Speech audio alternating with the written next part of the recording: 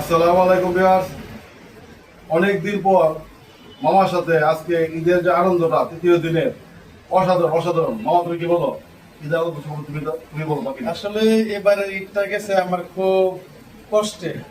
কারণ হইলো গত ঈদ আমরা সবাই বন্ধুরা একসাথে করছি, আর ফ্যামিলি ঢাকায় ছিল, যে পুরো খারাপ লাগে নাই বন্ধুদের আনন্দ আনন্দ সহ।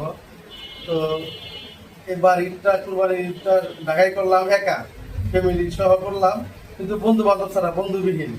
এই ঈদের দিন তো সবটা কুরবানির আমরা ব্যস্ত ছিলাম, মাংস নিয়ে ব্যস্ত ছিলাম, সন্ধ্যা হয়ে গেছে। পরের দিন আর বেরোই নাই, মন মরা ছিলাম। তোমরা অনেক জায়গায় গেছো, বন্ধুরা সাথে ঘুরছো, এটা দেখছি।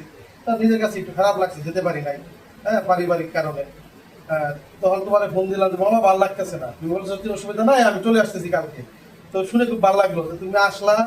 আজকে সারাদিন ঘুরলাম, হ্যাঁ, রাত্র হয়ে গেছে অনেক, এখন এরপরেও আমরা একসাথে আছি, আড্ডা দিতেছি, মনে হচ্ছে না যে রাত্র হয়েছে।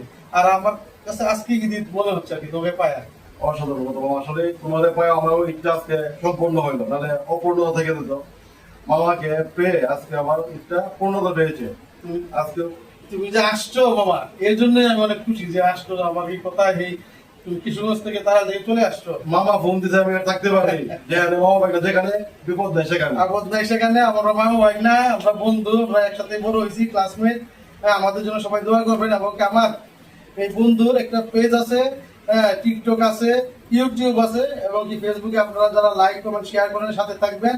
আশা করি আমার এই বন্ধু উত্তর আরো আগে যাবে আপনাদেরকে সাথে নিয়ে। হ্যাঁ, সবাইকে অসংখ্য ধন্যবাদ। আল্লাহ হাফেজ মামা।